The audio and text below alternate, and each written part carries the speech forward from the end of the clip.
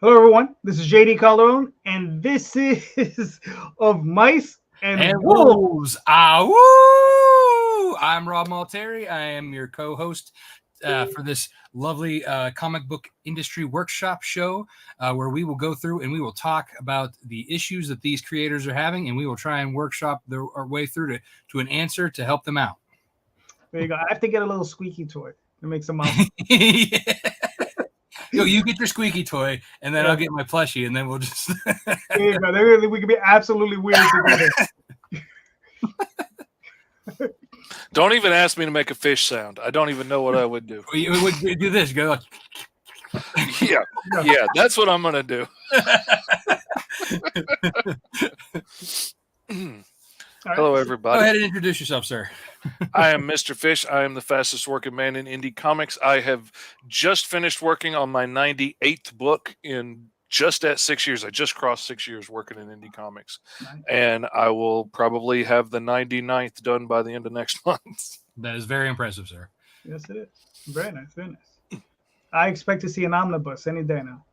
Oh, yeah. George, I have a baseball from Tokyo. So that's this is my fidget toy for the evening. fair enough. Fair enough. That's not what I expected. George, please introduce yourself, sir. My name is George O'Connor. I am a writer and musician, and I make comics too, but like following Mr. Fish. Like I have a new book out about every 2 years. There you go. That's something. Oh, give yourself more credit. You do more than that. I appreciate it, man. Yeah, I make stuff because if not, life's really boring. But you know what else you do, and that you should plug that too. You also like to do music, and you make songs for Kickstarter videos. Yes, I have been very lucky in the community that I've written theme songs, Kickstarter video bed music for a bunch of Kickstarters, podcasts and stuff like that, and that's always fun because it gets me. I'm a punk metal guy, and they pull me out of what I would normally do, and that's always fun to discover, new things that I flat out wouldn't if it was just me, in my studio. Like, George, give me I want that Enya riff.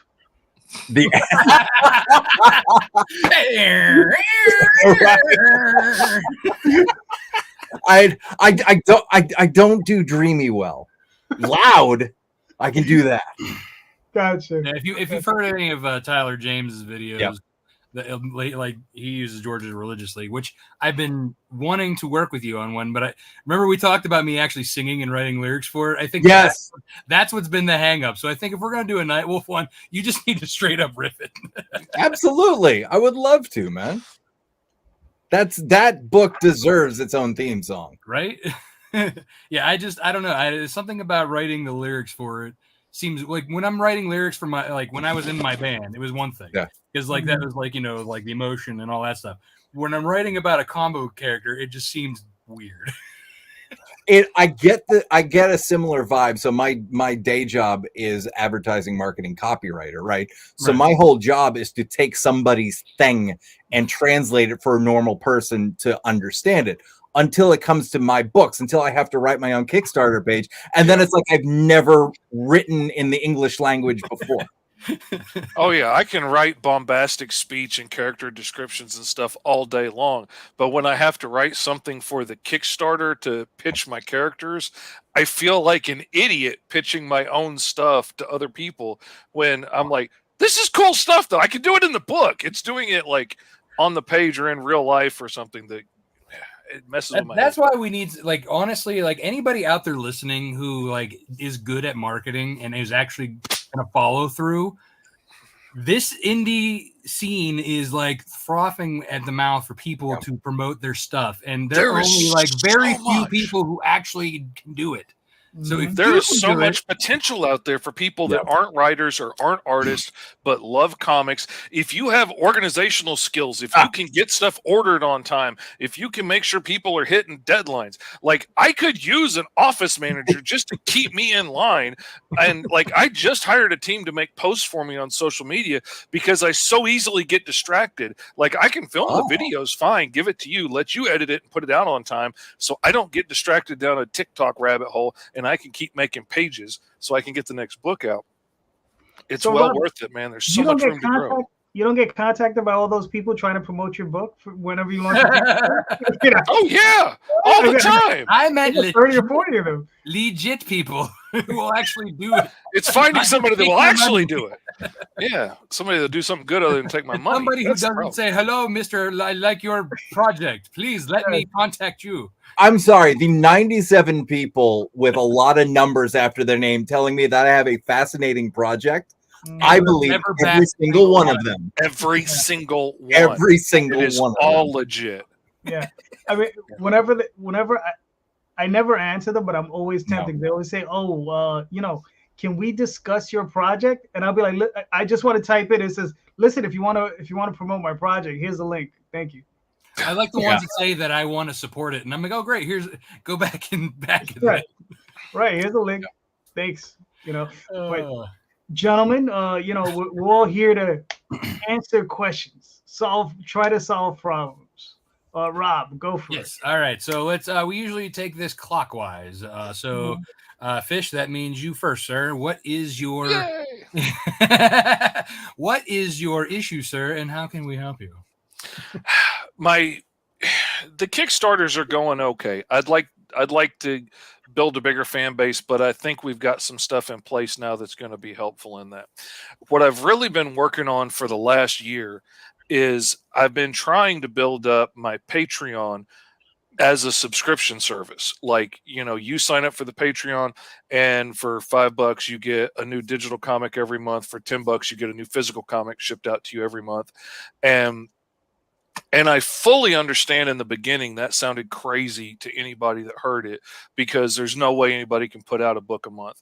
But now I'm 14 months into this process and I'm about to ship out my 15th book in 14 months.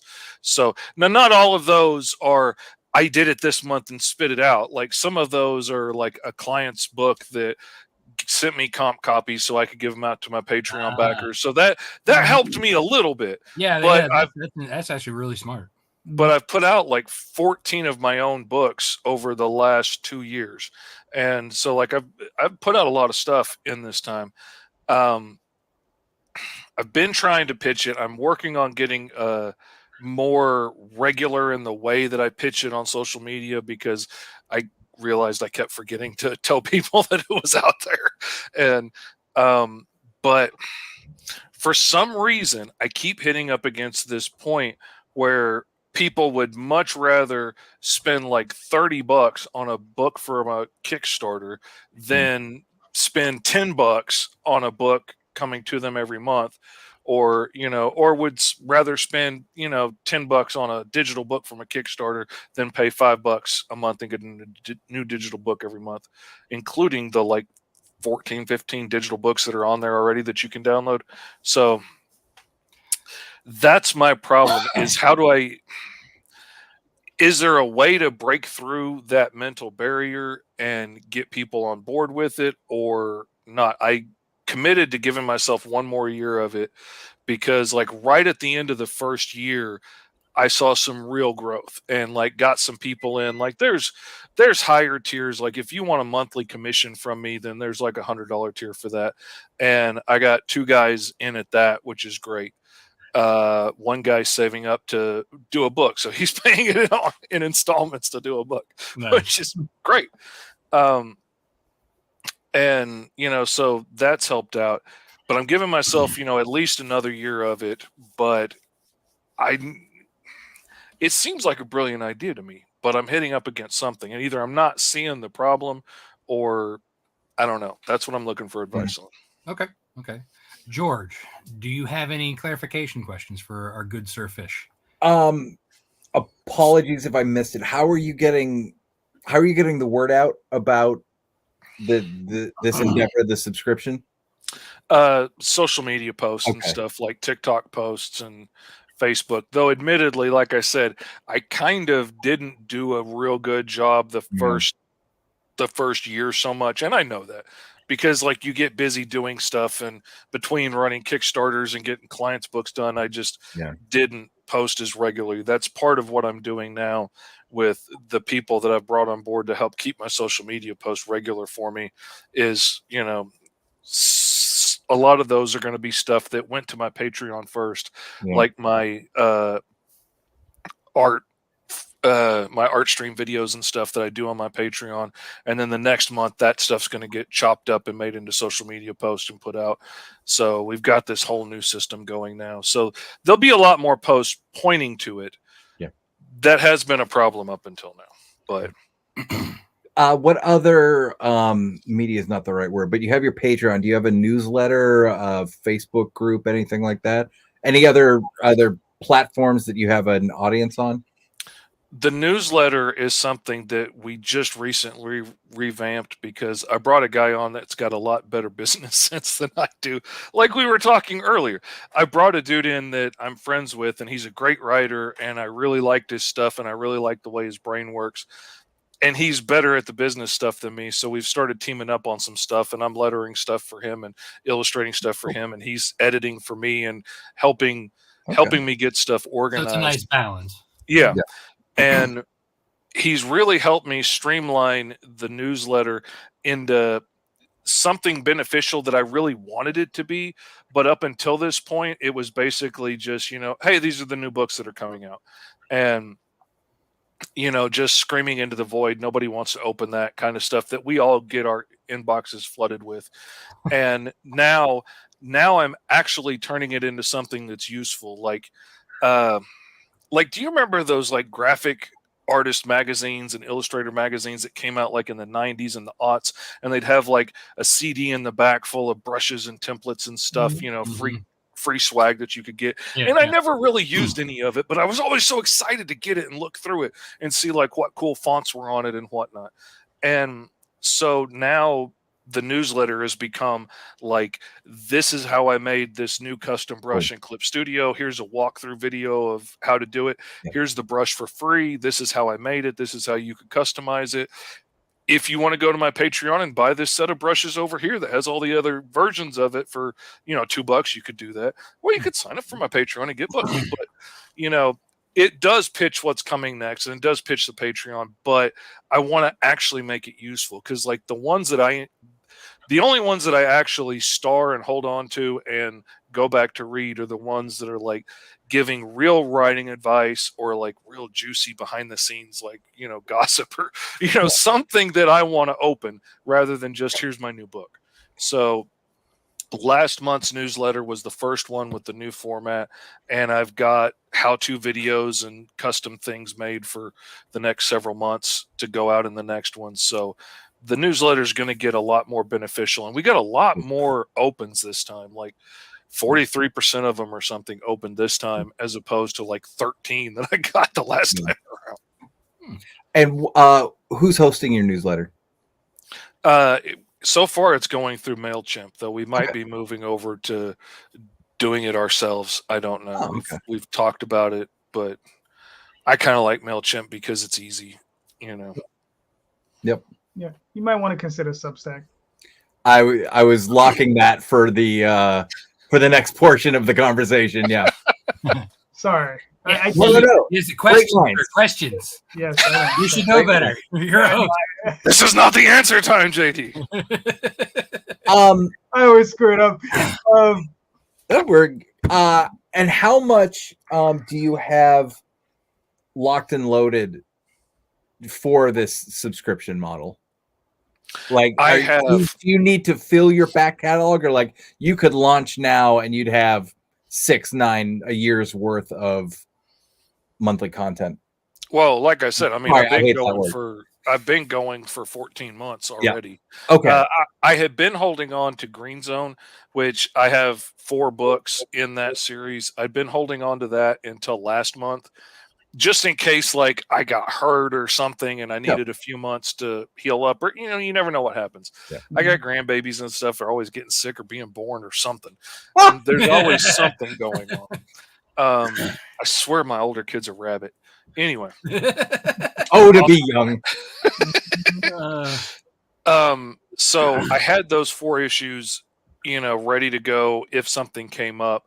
And now I'm trying to use them to give me a run up so that I can get the next issue of Alice done, Alice Lost in Wonderland.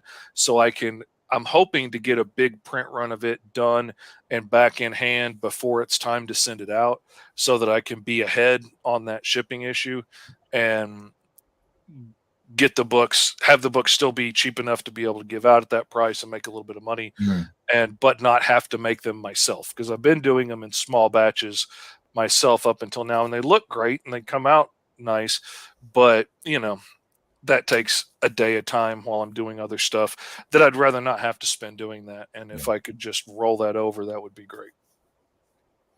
Okay. JD, do you have a question? When you're doing your Patreon, right? You said you're giving away free comics. You're also giving away brushes, right? Who are you considering when you're doing these things as your audience? Like, because the thing is, those are different sets of people, right? So you have artists and you have fans. Now, that's not to say artists aren't fans, right? Or can't be fans, but sometimes you maybe want more than the other, right? So like, what is your strategy to like separate those? I would love for my fan base to be full of just people that love comics and want to, come buy them because they love comics. The majority of my fan base is other creators or people that hope to be a creator, someday in the future. So that's who I've been aiming the newsletter at, is the people that I already know are coming back to buy my books time after time. And the people that get excited and come back and tell me how much they like it and they're, waiting for the next issue. Those tend to be either creators or wannabe artists or something like that. So I'm trying to, I'm shooting at the fish that I got in the barrel now, targeting that type of person rather than, casting a wider net where, most of them are looking for Spider-Man or Batman. So when you are pointing towards your audience, so you're saying you want to try and move them from Kickstarter to your Patreon, but they're not biting. So you say, so how have you been marketing just to your current fan base, your current Kickstarter backers, or have you started, or are you marketing it towards like just out there casting a wide net? As far as like the social media posts and stuff, I'm casting a pretty wide net, trying to get the people that are interested in my stuff, the people that go to my TikTok store and stuff and buy comics, like, whoever sees it that likes it, you could get it before everybody else and, get it over here on Patreon. I also make posts from time to time in my updates on old Kickstarters and now backer kit platforms and stuff, and let the people know that, this brand new issue just went out for Patreon. If you want to get stuff first and get it with, Patreon exclusive covers and stuff, you could sign up for as little as $10 a month right now. And, but it'll be available later if you don't, you can wait and get it if you want to, but if you want to be the in crowd, you can come over here and get it now. And so I've been trying to use that to lure people over, and I've gotten a couple of them to move from Kickstarter over, but it's mostly been like either good friends that, fans that were already following me and already supporting what I did, and they just came over and like, yeah, of course I'm going to support you over here. Or it's been people that have just like seen my stuff on TikTok or whatever and be like, oh man, this is cool. And they came over and joined up. One of my $100 commission tier guys is just a guy that stumbled across one of my live streams on TikTok one day, bought one of my comics, came back, bought everything, then bought like everything from all of my friends on TikTok. And now he's signed up on my commission tier. And he's one of the coolest, weirdest dudes I've met. but he wants to be a creator someday. He didn't even know indie comics were a thing till he stumbled on my live stream, and now he's like hardcore, one of the biggest supporters I've seen on TikTok. Man, he'll come in and buy everything out of your shop. And he's not a rich guy, which is a big deal. Yeah, collectors are like one of two types. They're like, they can either really afford it and they have the really extravagant glass cases with all the statues and everything, or there's us where we're like, we're gonna buy everything and then we're gonna put it in piles and we're not gonna read it yet, but we're gonna keep it in pristine condition, and then hopefully someday I'm gonna put it in a box and we'll put it in a closet, in my need to read closet. Yeah, I'll get to it eventually. Yeah, when I'm dead, because I spend 16 hours a day making comics. Yeah. Childness is your mess now. All right, so I have one more question, then we'll let everybody else kind of go around again. So when you are, you're giving away the brushstrokes, you said. Did you say you were giving away free comics as well? And if not, did you think about like when do you have like anything that's it's like basically a list builder for your email where you're offering a free comic or two to pull people in? Yeah, I have a link set up where when you sign up for the newsletter, you get 2 free digital comics. Like you get my first book, T-Man and Hyperstrike, and then you get the first issue of Green Zone, which I'm probably going to switch those books out before long to be The Mighty Caw and Alice, but because they're a little more popular. Yeah, you want to show your best stuff. Yeah. But yeah, that's the way it's set up now. So it's always been like, sign up for the newsletter and get 2 free books. And that's at the top of my link tree and all of that stuff, easy to find. And I've started doing where I go to shows, I've been watching what other people are doing and trying to put things together and make, combine things. And I saw the way like Henri will he'll sell somebody on a book and then he's like, hey, well, I'm signing these. You want to sign up for the newsletter? And selling the books for a discount if you buy them all at one time. And I was like, you know what? This is the price of these books. If you want all 4 of them, I'll give all 4 of these to you for $10 if you sign up for the newsletter today. And I've got the tablet on a little stand there with it pulled up to the thing. So it's like, well, yeah, of course I want to sign up for the newsletter, get, $3 off or whatever. And so all of my sales at shows have a discount if you sign up for the newsletter, which usually ends up driving about 80% of them over there. If you want to pay more and not give me your email, I will take the money. I am happy to. No problem. But awesome. It's really helped raise the numbers. And in that, now that I'm getting more people to sign up for it, like I also wanted to make it more valuable. So I like the way the newsletter's going now, and it's something that's got some actual meat on it to open rather than, just, hey, look at my new book. Right. Yeah.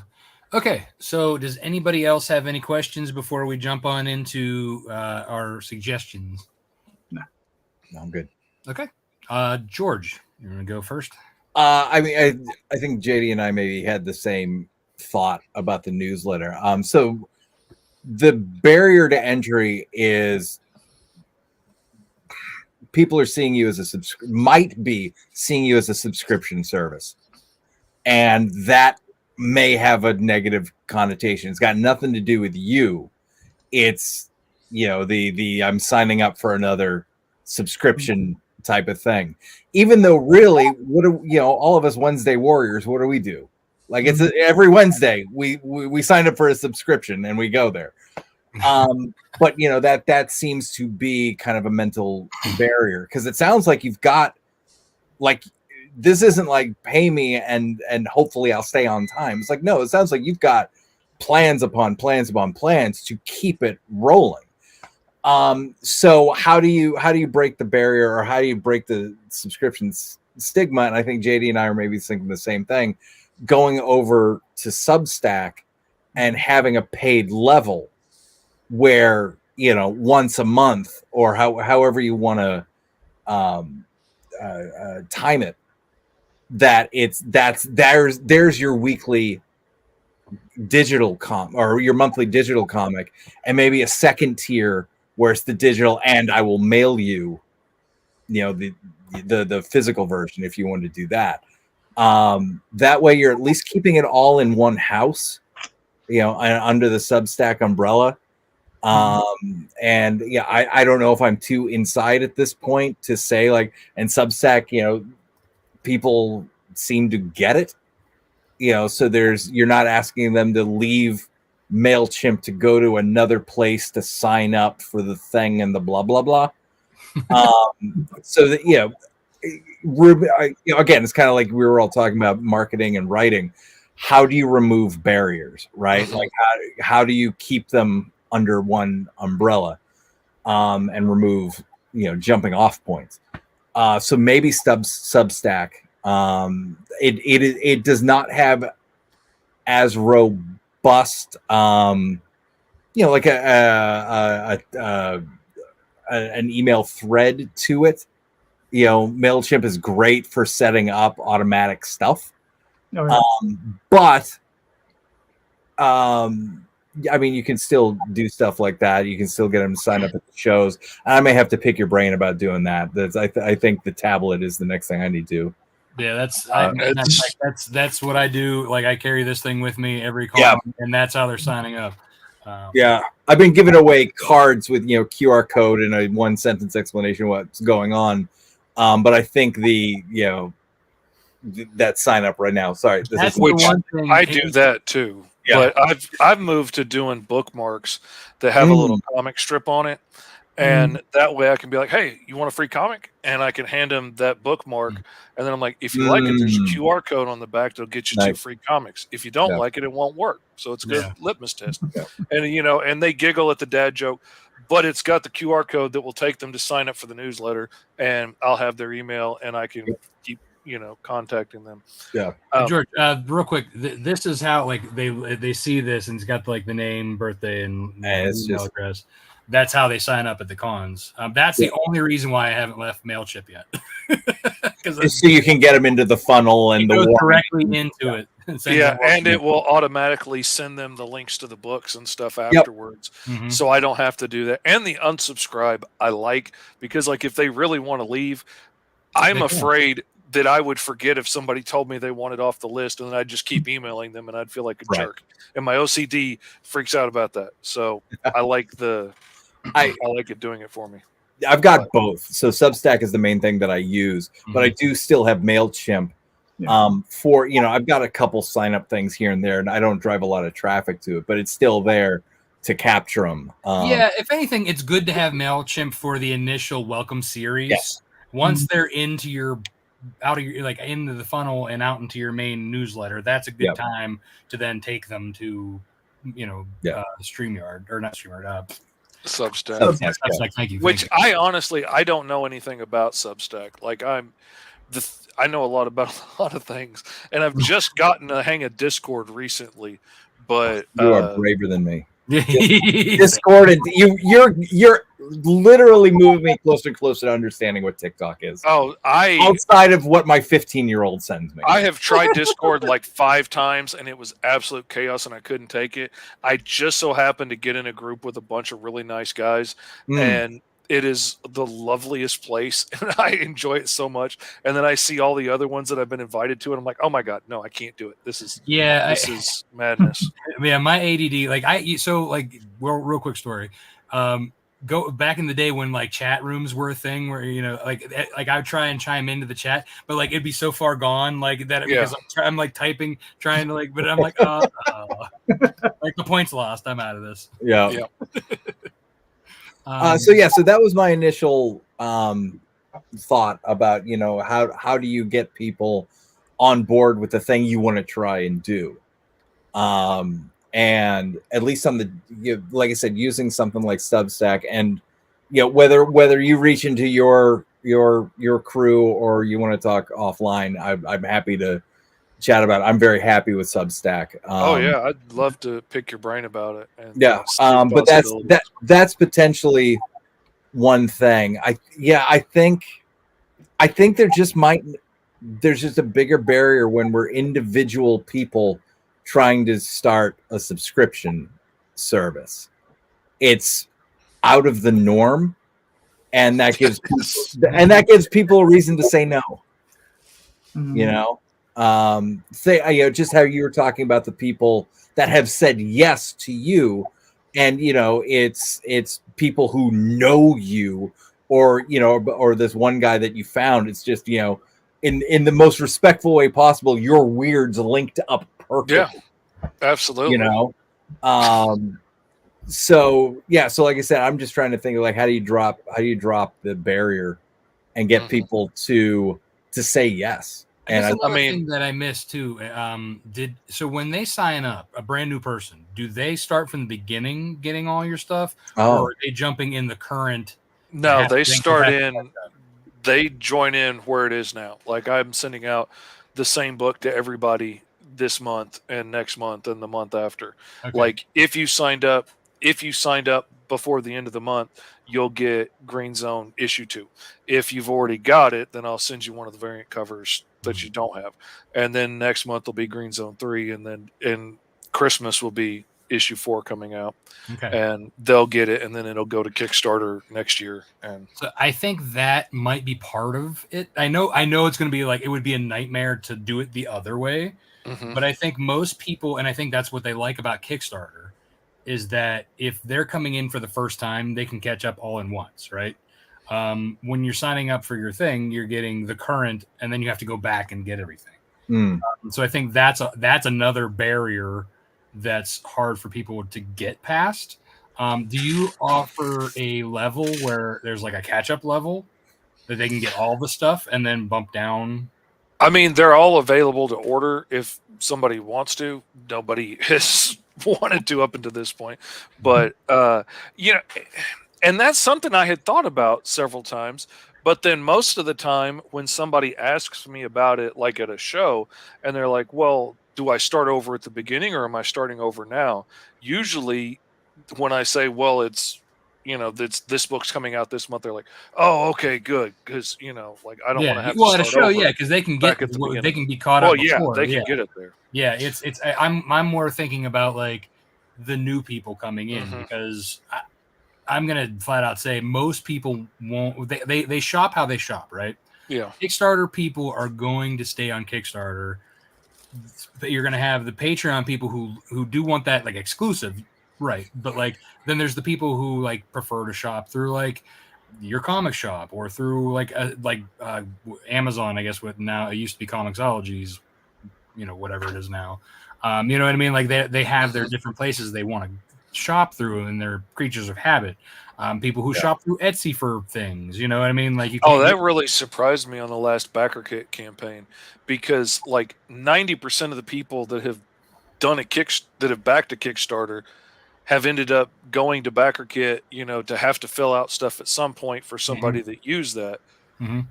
And then when they did their Comictopia promotion and I got invited to be a part of it, I was like, well, yeah, I'll try out this new platform. And it did great. I got like 250 backers or something, but so many of them were new backers because so many of my regular backers wouldn't go over, even though you go over to Backer Kit for like everybody else's campaigns. Yeah, they already have your credit card information. They got your mailing information. Because, I like Kickstarter, and I'm sticking to Kickstarter. And it really surprised me because, like, I don't care. I'll go wherever a cool book is I want. But, but I'm clearly a weirdo. Well, I think that's just what's about us. Like, we doing this, like, we have to have some sort of insanity to continue doing. Oh, yeah, this is not the smart choice. Yeah. I could make so much more money if I would just go back to doing logos.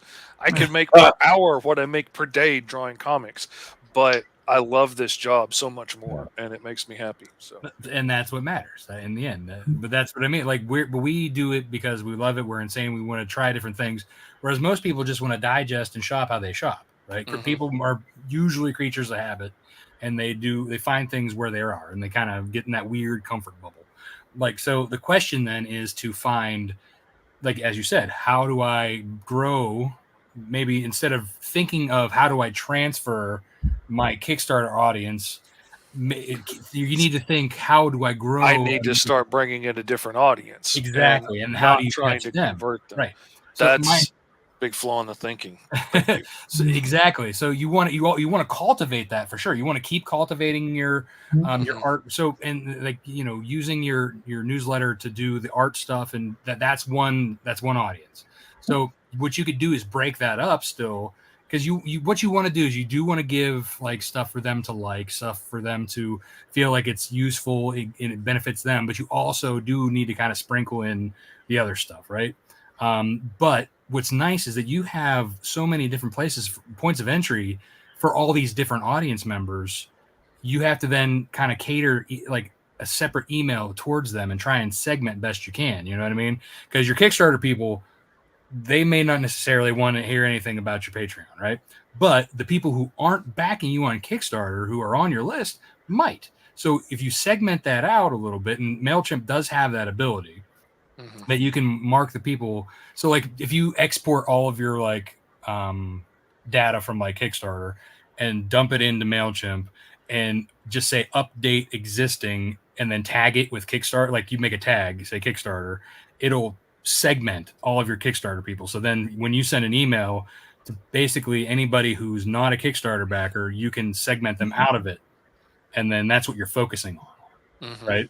And then the same thing when you're going out and you're promoting and you're pushing with, your invites to try and get people in, that's that you kind of want to figure out, how do I tap into the Patreon if you're going to stick with it instead of, moving over to another platform.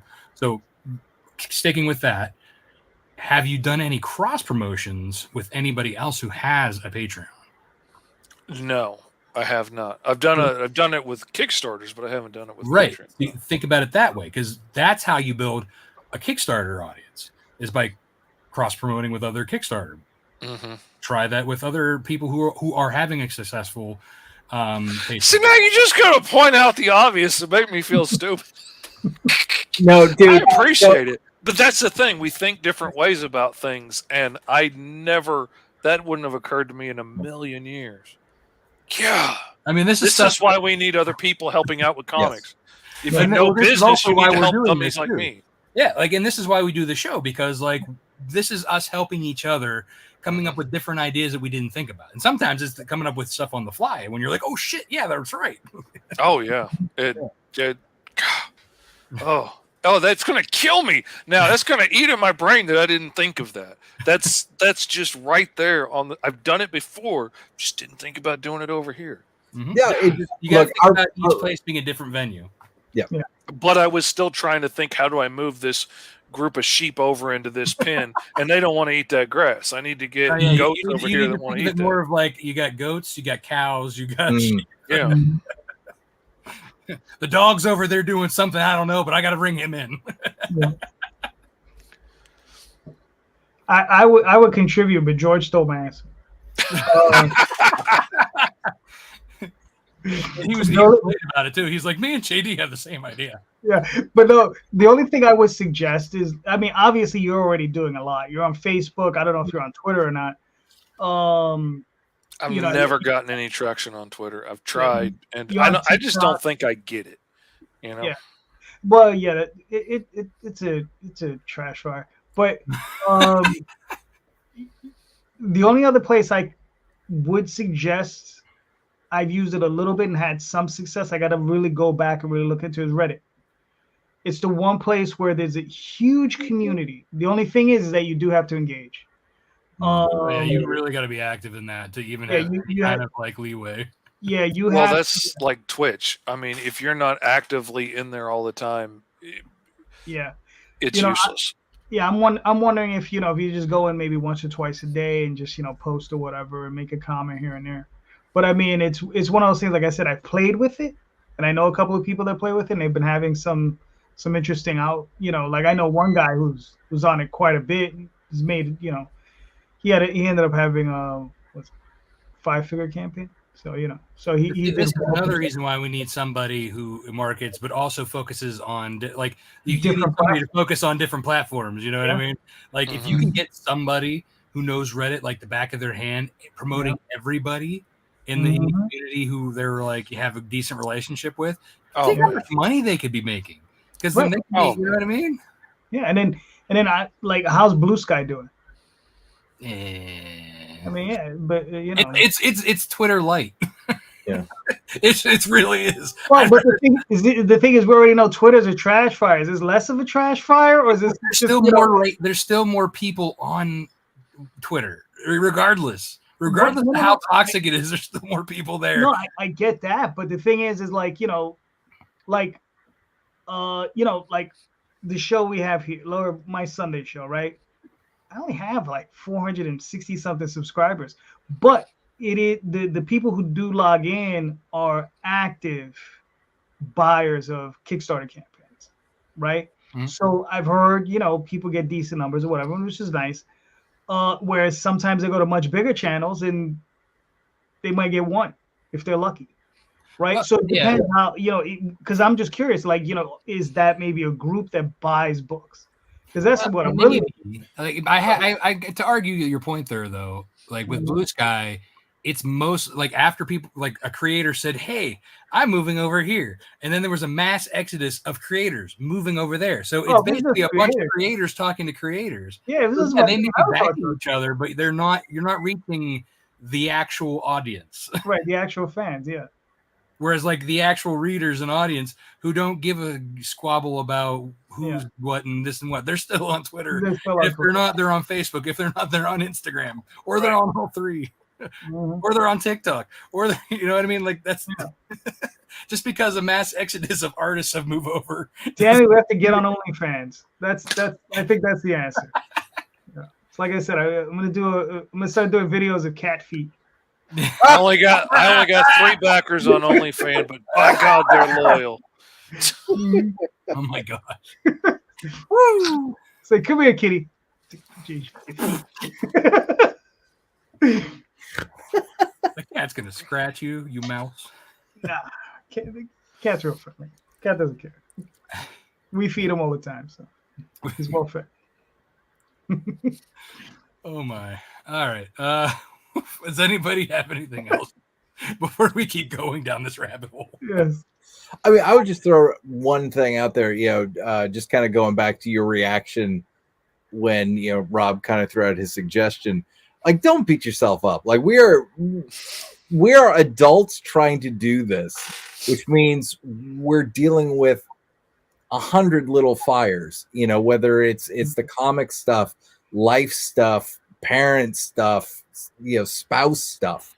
Like don't beat yourself up for not seeing the entire field. I know what I'm good at and I know what I'm not good at, so I know like the places where I need to ask for advice and ask for suggestions, and I know a lot of things sometimes I'm just too close to the target to see. That's just it. Where I'm making a mistake. See A, B, C, where somebody else might be X, Y, and Z, and that's the answer. You know what I mean? Yeah. Or like what I'm doing makes perfect sense to me because it seems like all these things are leading down the same road. And my buddy that's in marketing was like, well, no, you're heading in 10 different directions. You need to pull all this down into one road. I was like, but they're all going like, no, they're not. So, it helps to have advice. Yeah, if you steer the stream in the right direction, all the separate fish still go that way. Yeah. I mean, the only other thing I was going to ask was probably something along the lines like, when you're creating your books and, like I deal with a lot of fantasy fans, right? So I'm not going to pick up a lot of Cthulhu fans. I'm not going to pick up a lot of, other types of genre fans. So, I mean, if you're selling a lot of different types of books, sometimes that will fracture your audience. You know what I mean? Because we've seen that, multiple times from multiple different people. When they start talking about the campaigns, like one person, so I did a superhero thing, and then I did a glam romance. I don't know, and then I did, I did something with foxes. For you're like, why aren't my audience all coming back? Well, right. I mean, even from a werewolf guy who does 2 different werewolf comics, right? Even though one character is in the other story, 50% of my audience backs both. Not 100%. It's really odd, but 50% does, and then the other 50% on either side are like, I will not back that one. Yeah, it's nuts. Like I'm finishing Green Zone 4 this year just because I promised myself I was going to get it done, and that makes the trade of the first shift and all that stuff. And my OCD, I have to finish it. I have to have that done because I started it. But it's a legit harder sale at shows, because as soon as I mention they're mutant cops, whatever your preconceived notion about cops is, suddenly the book, I get a look from people one way or the other. And they've assumed that I'm on the opposite side.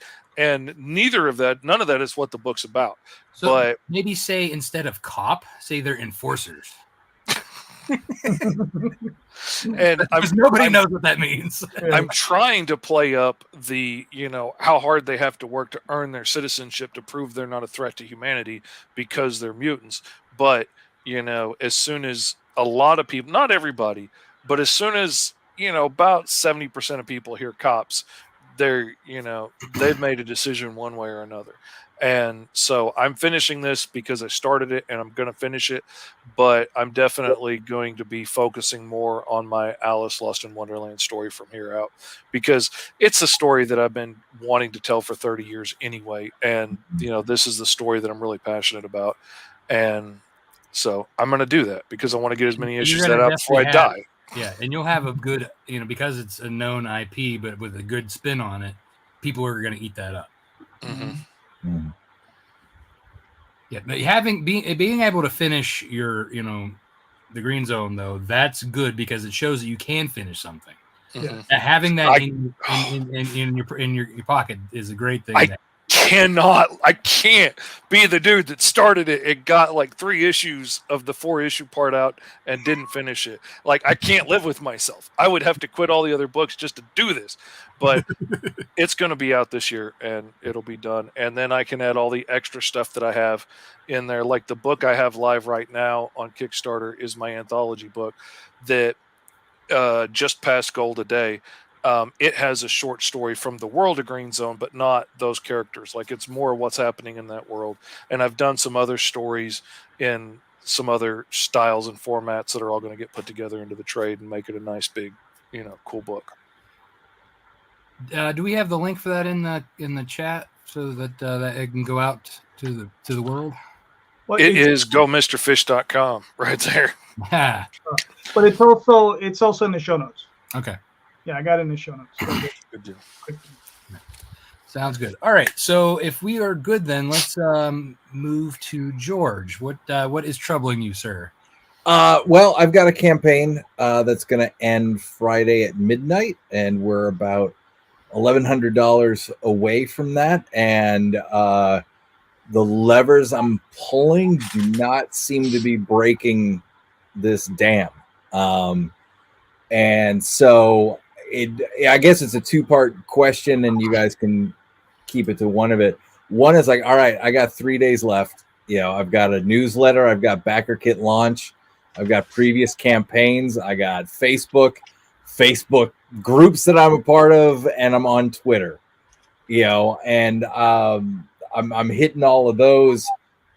If you guys have any insights on how to better use those levers. And then the other question is, all right, we're one way or another, we're going to get through this, but we're going to come back in February probably to launch issue 3. What can I do between now and February to a little bit what you were talking about with Mr. Fish is, how do you prime the pump with the right people? How do you find the right people? So when I launch issue 3, I've got more of the right people interested in backing. I have a quick question. Yeah. Have I used your issue 1 before for a giveaway yet for my campaigns? Because if not, that's something that I am looking for those. I've used JD's and I've used Fish's before, but I have not used your. Maybe not. The timing might not have synced up. So my campaign launches later this month, so it's after yours. So that might be something to help with my audience, who is obviously vampire, werewolf. So that might help a little bit. So beside that, anybody have any further questions or starting questions for George? Don't mind me. I was checking out your campaign. Thank you. Yeah, and I mean, it just when we were talking before. Yeah, We what is started- the campaign so I can look it up? Oh, sure. It is called Vampires on Mars. It's a sci-fi horror dark comedy. And yeah, like we could go all over the place. But so this is the second issue, and the first issue, it was a lot of work, especially near the end to get across the finish line. But I did get across the finish line, and I got, before we launched, I was like, Jesus, if just doing the math, I'm like, I don't know how the hell I'm going to get like 240 people to back this thing. And I got 238. So, finishing that first issue was a stretch for me, but it was a successful stretch. And that was part of the point of launching a series, pulling a Multari, as I call it. And so to see this campaign, like, just miss on backers and dollar amount, when the whole point was like, to grow, is it's hit me in the feels. Mm-hmm. But like I said, Ed, I'm trying to compartmentalize, because like I said, this ends Friday at midnight. And I would like to do this legit. So how much have you done with cross promotions for this one particularly? Pretty often. I'm in a group genre though, or multiple genre? Multiple genres. So some that are like, there's one that they have a sci-fi vampire, space thing as well, right? Like a Venn diagram that's basically two circles on top of it. Mm-hmm. And some of them are just like, you've got a big audience, I've got an audience, let's do it. So it's been a mix. Okay. Yeah. What kind of run up did you do this time, like getting the word out before the book? On my newsletter, showing like, here's a panel, here's a thing, here's an update, that type of thing. So in the issue 1 finished, I believe it was late April, and this launched, 4 weeks ago. And so on the newsletter, just dropping these little things, like letting my people know that like this thing is moving, and as far as making a lot of noise, did the backer kit launch thing. I can't remember. It was a week or two beforehand of like, hey, this is coming. Go to the pre-launch page. Twitter, for whatever it's worth, posting that run up. I was happy with the amount of pre-launch followers I had. So everything before the launch looked all right. How long a time span was that before the book, would you say, that you spent doing it? Like I said, pretty much never not talking about, either talking about the issue 1 fulfillment, which was, April, May, and a little bit into June. And then talking about, issue 2's coming. And then when I locked in a date, about, I would say at least 2 months or 3 months before we launched, like locking in the date and doing the soft, hey, by the way, blah, blah, blah. But then again, as we came closer to the date, more frequent, hitting it harder, selling it harder, more preview pages, more full pages, cover reveals, that type of thing. How many of these have you done, like throughout the campaign? How many of what? How many shows? Oh, well, 3. No. But, so this is the catch-22 is I worked with somebody to help get the word out last time. And I felt like I didn't know if it was worth it in the end. That they absolutely delivered on what they promised. I think I was hoping for more. And I think I really realizing on this. And so I was thinking, all right, I've already got these people in my ecosystem, right? I can already send them updates to the first campaign. They're already in my backer kit launch. I got them. And there's some disconnect of, the people coming back. Yeah. So and also, again, as we were talking about, I think part of the reason I paid this person is so I didn't drop the ball on interviews and, press releases and that type of thing.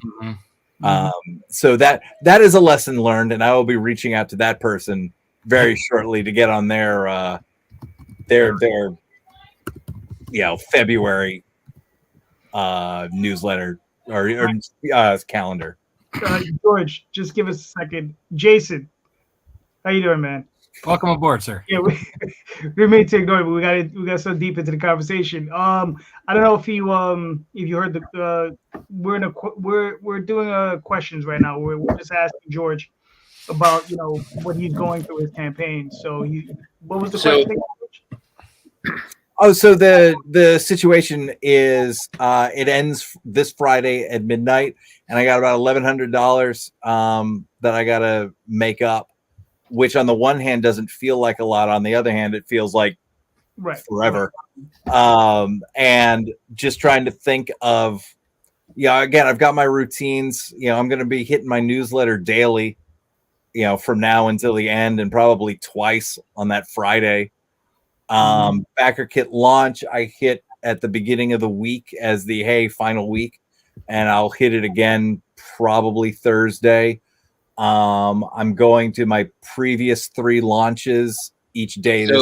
So is the question, George, how to bridge that gap? Is that the question? Yeah, I mean, I guess I want to show my game plan, and get outside opinions on what sounds good, and what could be tweaked or added, that type of thing. I mean, and I'm fully, ready for the answers. Like, no, that's what you do for the next 3 days, right? Like, there is no magic bullet. It's just you keep fucking hitting the nail. And apologies, I forgot to ask if we can swear. Oh yeah. I think the only really solid advice I can give you is if you go to your prior campaigns, open up the dashboards, and then if you have time, or depending on the time you have, I would look at prior backers and then determine if it's a certain dollar level and up or everyone, and then you individually message each one of them with a small note. And I kind of got into this late, and I heard, and I think I heard someone say I had a goal for the amount of backers, and I'm not hitting my goal. And I heard reverse that you're, and I forget if it was Fish or George. One of you said your campaign was going backwards in terms of backers. Is that correct? Yeah. So when I'm not making comic books, I work in sales professionally. I've done commercial sales for 17 years in coatings, and now I work in air conditioning and heating. That's all I do when I'm not doing comics. So I will share with you this. I talk to sales people all the time in that space, and then I listen to a lot of guys that are doing in this. What's shocking to me, and I think a little bit scary, is that all those trends are actually lining up to be the exact same. And as I'm watching my peers struggle to sell air conditioning and furnaces and whatnot, I hear the exact same complaints from my customers that are having problems selling stuff to homeowners and small businesses. And I'm hearing the exact same complaints with people that are doing crowdfunding. So when I launched my Kickstarter, I knew that it was, I would call it hard headwinds, right? This is choppy seas that we're going into. Yeah. And I thought I could outwork it. So the big metric I was looking at was I had 263 backers in the last issue of my comic, and it raised $8,300. And I actually sent out kind of a what's up with you guys to all of my mailing list and my prior issue backers this weekend, saying I'm down 32% in the amount of backers, and I'm down $600 in time, issue over issue. What's the problem? And I made them not public updates to the prior backers. and the email list is an email. I see the exact same thing you did. So I actually sat down this weekend and I completed messaging every single backer from the prior book, which I'd started the prior weekend. And I managed to almost force results out of it. Wow. And I think I'm going to come close to my dollars. I think I'm going to have a massive dip in backers. And I think we're getting beaten down by a couple things. And I'm going to kind of circle back to why the only advice I can give you is individual backer messages, because we're getting hit by inflation. And my last comic book came out in 2021. So it's been 3 years, which is a lifetime doing this. So we're getting crushed by household bills. And I've seen the same behavior on Etsy, and I've seen the convention scene took a hard left turn last July, where I track every convention that I do back to 2012. And so I had shows that were going up for a long time. And up until May 2023, they were fine. And then 2023, July to present, my shows have taken a 40 to 60% dip. Yeah. Right. And I'm tracking this stuff. I'm watching this stuff. And so anyway, long story short, you've got that going on. I think another huge issue for us, and I go back to the direct messaging, is there's so much noise to talk to our clients or our customers, our backers, whatever you want to call them, with the amount of garbage that's in their inbox, the amount of garbage that's on social media. Like, so for any of the people on this panel, for you to speak to someone that is a self-identified fan has become more difficult, right? It's like Plinko. Like, so you're putting it out there. Are these people even hearing it? We don't know. So I think you've got a group of people that are supporting us that are less likely to give, and now it's harder to give to them. Plus, the other thing that's absolutely crazy is whether it's comic book conventions or Etsy stores or crowdfunding conventions, despite everything I just said, there's more now than ever. And like, even when I go to conventions, it's like, would you come to a panel to help people do their own crowdfundings? And I'm like, wow, this is like, right? Like, it's like, wow, like you want me to make this market even worse. So to me, this is what I do for a living. I watch sales, I read about it. I'm in it every day, and make no mistake, you are in a hard market right now, and I don't see any options for it to get better in the near term. So the reason I say to message your backers, if you need a short burst right now, number one, those people have given you money, right? Number two, you have a direct access to them as a backer, where you can send them a message on there to them, and it will show up in their inbox if it still exists, because their email may have changed. It says, George O'Connor is messaging you, John Q. Public, the backer. And you can just say, hey, I really hope you come back. I know you supported the prior book. I hope you liked it. Thank you very much. Because here's the thing. I booked a ton of appearances like this. And I think since my Kickstarter kicked off earlier this month, I think I've done like 17 or 18 of these. Wow. And I enjoy doing them, and I enjoy the conversations, and I promote them all, and I put them on my website, and I catalog them, and I save them, and I have this massive archive of all these things that I've done. And I appreciate the time talking with other creators and guys, such as JD and Rob, that are kind enough to host these shows. But what's bananas is they have very little traction in terms of, like, I was on this show and then there's this big outpouring. Right. And that's not a knock on any of these shows or these hosts, because like I said, I do them because I enjoy them. And I do think there is a benefit towards building my library of content, where it's like, if you go to my Instagram page, it's like, okay, wow, he's done all these things. People can discover them and everything else. Well, and that's why we wanted to do this show, not a typical Kickstarter promotion show. We wanted this to be more of a workshop. Yeah, this is a help workshop people. show. You know what I mean? Yeah, so that's why I've had one podcast that really paid off with 40 backers, and that was one. Other than that, I think I've got That's 3 actually as really my top. impressive, to be honest. That is impressive. So Yeah. to me, the only advice I can give you, George, based on everything that I've seen at work and everything that I've seen since I've been on this campaign, which is like in day 20 something, it's going to be 33-day campaign. It's like at day 22 or something, is that if you've got 3 days to get money, I would go right to those old backers and I would send them. I would make a form letter so it's not too much work and you can tweak it and personalize it so it doesn't seem too robotic. But just go to those backers. Hey, you gave 25 or more. Hey, man, I saw you supported the prior issue of my book. I really hope you come back because you don't have a whole lot of time. Yeah. And the mass mails, again, they're simple, they're cheap, they're free. I would definitely do that too. But I think you have limited time and resources to do something. Yeah. I would focus on, I really want to get you back, Jane. I really want to get you back, Mike.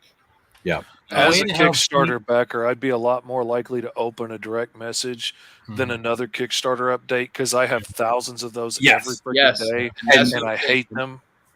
And the thing another good thing to do, though, is to give an incentive, like maybe a returning backer bookmark or a sticker or something. I got stickers. Yep. So I can easily do that. If you come back, I will throw this free that is exclusive to you. Return backers. Yep. Yeah, I can do that. So, one, this is absolutely fantastic. So many synapses are firing right now.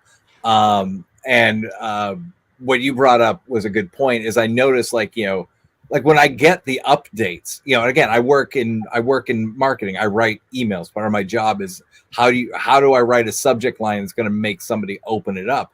And realizing like all these Kickstarter updates, they never start with the enticing subject line, right? It's always the same subject line. And so, so even if that first line is like,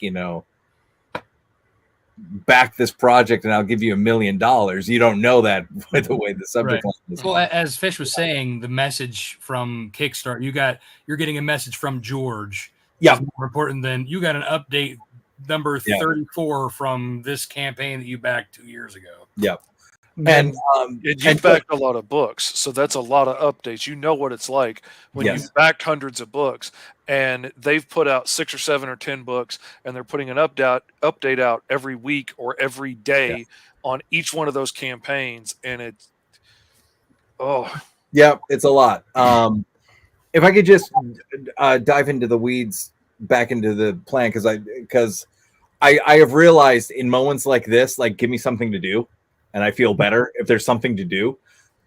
So just, and I think you kind of did, but if you could walk me through just what that message sounds like, like how fast is it? How much of the, and I guess if I'm going to people who backed the first issue, like I don't need to educate them on what the series is about. Right.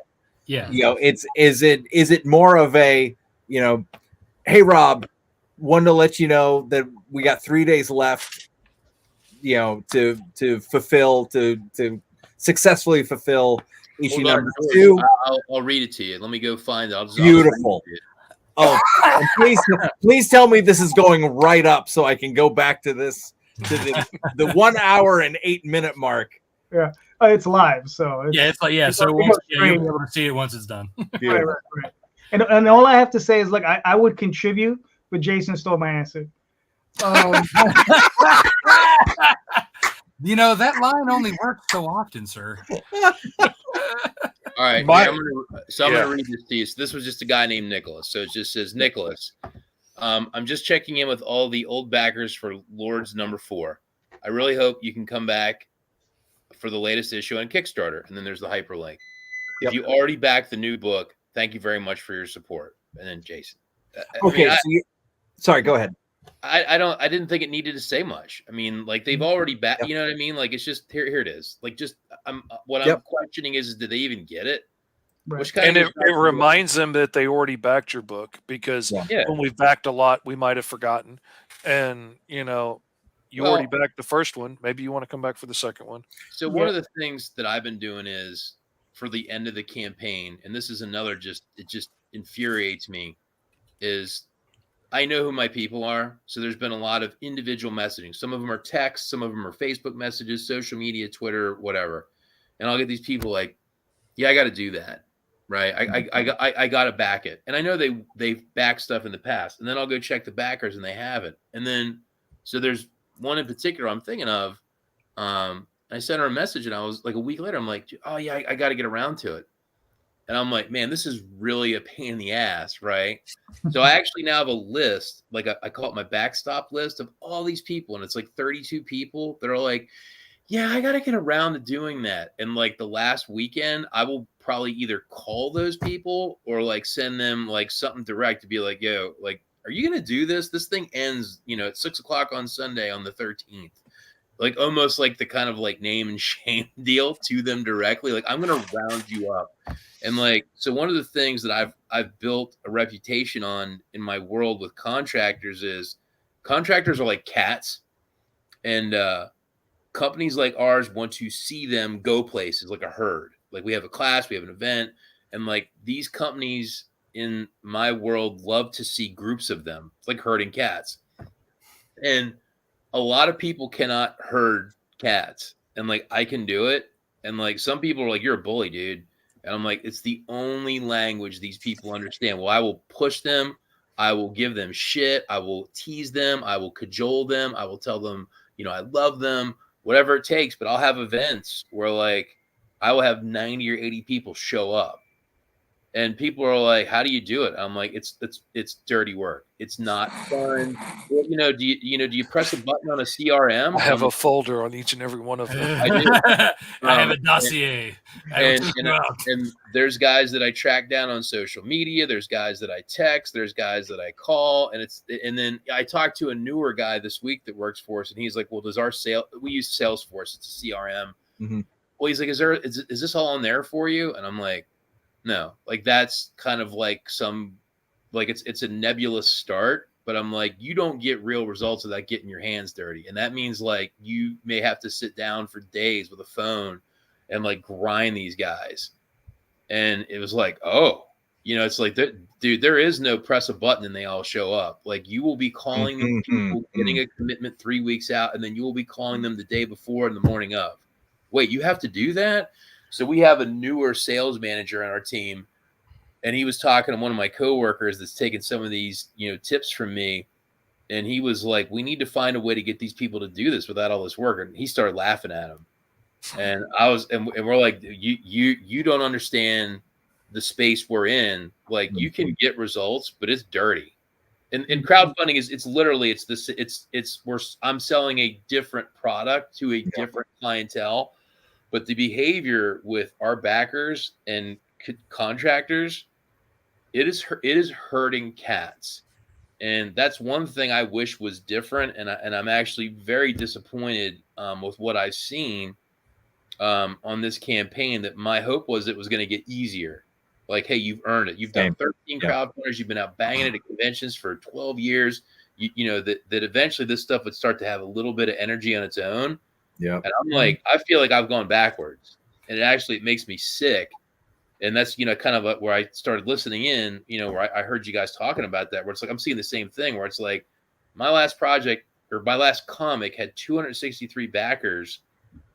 I was expecting it to go to like 300. I mean, not like 10,000 or something, but I'm like, holy hell, for me to have done all these crowdfundings and build all this mailing list and all these shows and all this work, how the hell am I going backwards? Like this is anti how sales work. Well, like you said, though, it's not necessarily that you're going backwards. Is that like inflation, gas, sure. Groceries, like, we're a niche of a niche of a niche, right? So we're selling a comic book of an unknown names that we have to scrape to begin with, right? So even if you have been building your audience at this point, some of them are like, I have to feed my family, or they're my car is dying, they're hurting. So I mean, and here's the thing: I'm a results oriented person. I know my effort has gone up, but the results are still going backwards. You know? So I mean, I'm very judgmental towards my own results, where I'm not happy because it's gone backwards. And you can make, you can give 10 great reasons. Well, here's why. But the results guy in me still is like, I don't care. I still don't like it. Oh yeah, I mean, we all are our worst enemies know? when it comes to things. Like we'll beat each other up off, like, you know, once the Kickstarter's done, we'll be like, I did so hard, you know. We are all, I like, you know, I may not like have failed a lot of times, but I mean, I've come close with the kids book stuff. Like you would think, you know, like as much as I put more effort into that than I've had to do a lot of lately, and it just like, you know, pulling teeth for kids stuff, especially on Kickstarter, you know. But like in general, like it is, you put more effort in, especially these days, like even like to get the results that we're getting, you're putting more efforts, and then you're, you know, that energy, you get drained by the end, you know. So it's very emotional, and we feel that the most when it comes to our projects. Yeah. But you know, just kind of have to put it in perspective. Yeah, just to back up Jason, because the thing is, on my last campaign, the Dreamweavers one, I had like 12 dropped pledges, right? So that's like, you know, towards the end. And, you know, I had this situation happen to me before, and I really didn't know what to do. I was like, how do I handle this? Then I saw the button, you know, send email to all of them. So I had done that one time, and I got a couple of people to come off. Then I did what Jason had suggested here without ever knowing what he did. I just reached out to each one, and I said, screw it, I'm going to write each one a letter. And that's what I did. And from that 12, I still missed 3, but I did get 9. Yeah, but that's great. Mhm. You know, so I was just like, so yeah, being, you know, I mean, because Jason, here's the funniest thing is like, I'm listening to you, I was like, that's like super aggressive, but I kind of like it. Here's the thing. At this point, my take is like, and I will never name people that I'm gonna like thrash, but there was 2 Kickstarters of people that I know that I was kind of morbidly watching a couple months ago, and to be blunt, the one was straight up lazy, and the other one, I think he was backing his own book. It was not JD. I'm just saying I'm lazy. Okay, but well, not compared to this. And what I noticed was this is that the one that I felt was lazy, 3 years ago, I think that person would have gotten much better results, and his results went down tremendously, like 65% over his prior book. I mean, it was just bad. The amount of dollars that backers. That's probably his lazy experience was probably what he got and funded fine. So he put the same effort in. And here's the thing: 2020, 2021, like there was an artificial boost. So, like when I was in my outside sales team during that time, everyone was blowing away their sales goals. And the guy that owned our company, or still owns our company, he blasted everyone last year. He said, you guys got so lazy because anyone could just sit on their couch and like kick ass with their sales. He goes, you guys have to go out and work. So like this year we have like 24 full-time sales guys in 5 states. And this year only 3 of us are over our goal for the year. And it's a war. Like it's crazy. Wow. And now everyone's feeling the heat. We're like guys that we're kind of putting in like mid effort. They're not getting results now because you have to be hyper aggressive. And like, I'm not excited about it, but I feel now at this point, if you're hyper aggressive, you're going to get okay results. And if you're putting in an okay effort, you're going to get like bad results. So, I mean, at this point, like if you're doing this and you want to succeed, my attitude is like, you better get ready to like throw down and like get really aggressive and like herd some cats, because it is so soft out there that like, there's a ton of hungry creators and you got a weak market that you are going to have to fight to tear that money in. And like I said, to me, I'm at work and I see it all day, and then I take a break and then I come home and like I'm on this thing, and it's just the same. It's literally it's the same fight, and it's the same. It is nasty, dirty, and it's aggressive. And the only people that are doing okay are like, you better turn it up, and like you better bring every bit of effort, because if you want to back her, you're gonna have to really fight for it. I am Rob and JD. I cannot thank you enough for inviting me tonight. And Jason, I am very glad the universe put us together right now for a couple things. One, hearing your convention and Kickstarter experience, knowing that it is like spookily mirroring what I've gone through, especially conventions, Mm-hmm. like somewhere around early summer, shit just fell off the table, like across the board. So there is some calm knowing it's not me, right? It's not personal. There's a lot out there, Yeah. So I mean, one, that's that always helps the inner voices calm down a little bit when it's not personal.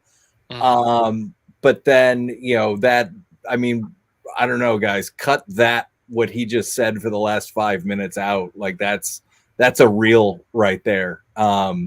That was inspirational and proactive, which I truly appreciate you for. If I can get into the weeds, one last thing, because this is how my head works. Did you weed out the people that you knew had backed your latest issue, or did you not do that step and you just added the "if you've already backed, thank you so much" and just plow through that list? I added the thing at the bottom because I didn't want to put the effort to try to like mix and match. Fair. So to me, that was a cheat code. So that way I couldn't, and they said, but I already backed it. And then, right. I will tell you all one other thing, and this is the kind of stuff I listen for in the sales game. I got my hair cut. Good look. I like that look. And I was talking to my barber, and she says to me, hey, she goes, how are your comic book conventions going?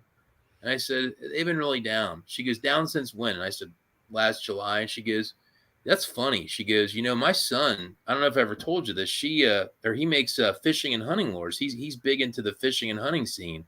And I said, you never told me that. And she goes, yeah, he told me that he stopped doing conventions about that same time last year because he started realizing that people were stopping buying fishing and hunting things that he was making. And look, I don't even know what that is, like lures and gun stuff, but it stunned me that, like, look, this is not a hunting and fishing show, right?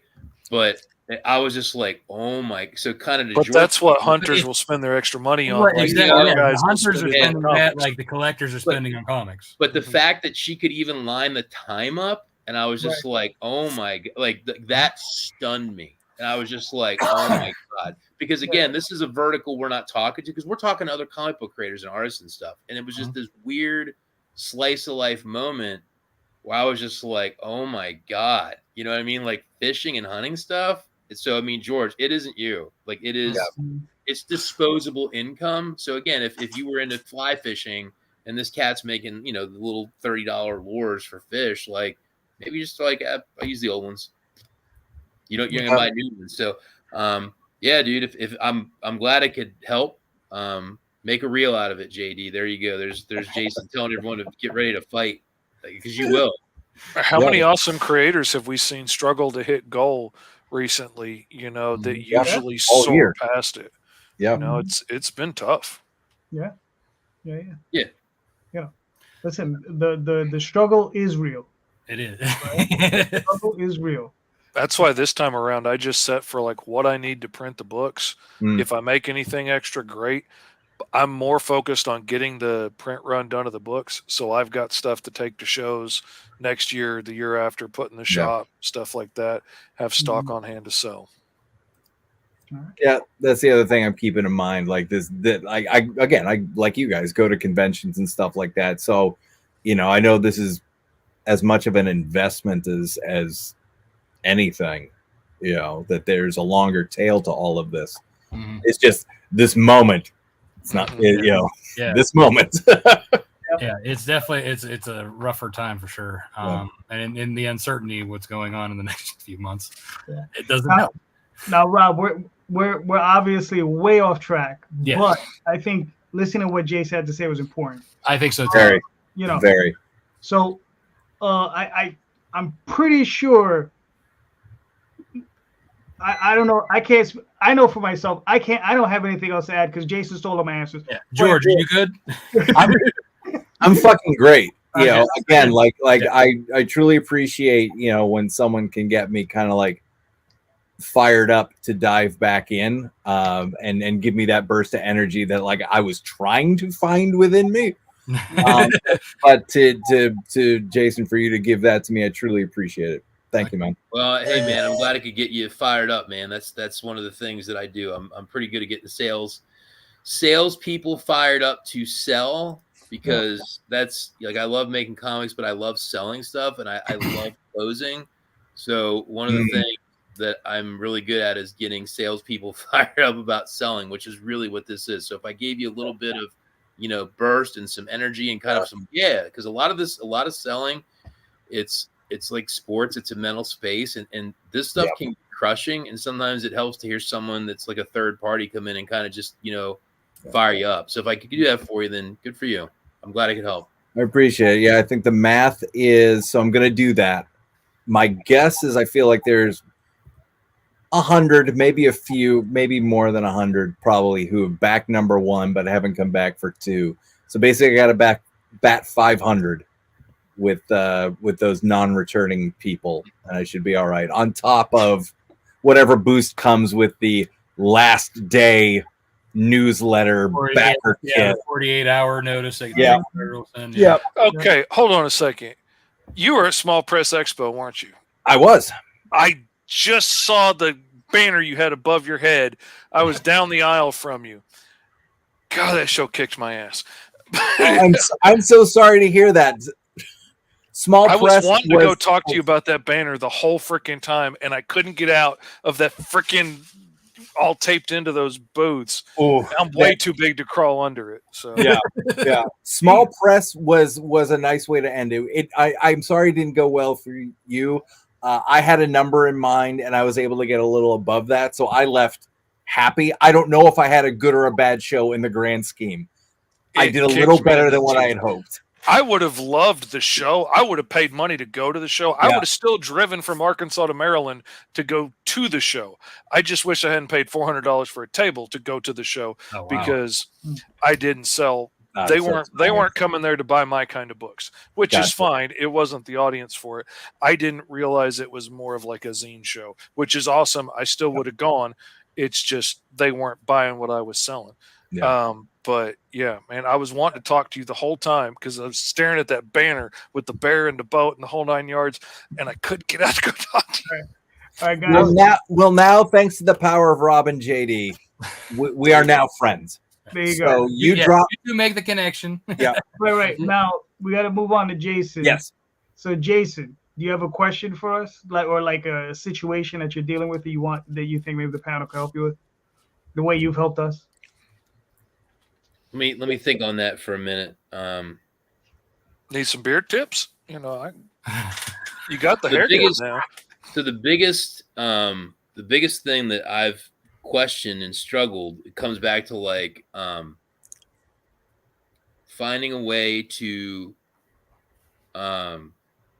be on an appearance or a podcast that breaks through. And this is what I mean by this, because like I said, I've done a bunch with the people that I know that are kind enough to have me on their shows. Mm-hmm. So this isn't like knocking on them, but I it's like, oh, okay, this showed like 8 viewers or, 30 views or whatever. So I love football. And I think the biggest problem I'm struggling with is like, how do I find or get on a podcast or YouTube show that like basically breaks that line of scrimmage where it's like, oh, Jason got on a show with like 80,000 people. Because what actually is very disheartening to me is I feel like I've had some really good appearances. Like I did one, for example, it's called Story Comic, and the guy that has it, his name's Barney. Yep. And Barney owns a radio station now, and he does very thoughtful creator interviews where he like, does his homework. You come on the show for like 30, 40 minutes, and he like he's very, very specific questions. And then like I look at it and it's like your show had like 13 views, and I'm like, man, it's like I really felt that was like a very quality appearance, but like it's not. It's like if a tree falls in the woods and no one's there, does it make any noise? And I found that to be incredibly frustrating. Is there, and like I share the links. It's like, hey, I was on, mailing list. Hey, I was on these, on this thing, like to try to help, right? Because you want to, if you're on someone's show, you're going to do your part. I shared it, I showed it. That how can I, get past that where it's like, okay, now I'm the running back in the backfield, and now I'm going to get like an 80-yard run where it's like, holy crap, like Fish said, hey, I got like 40 backers from one show because I will always come and do these things, but it's like, but then I kind of feel like I'm, like, okay, well, I did it. And like, we had this great conversation, but like, there was, very few people that saw it. Mhm.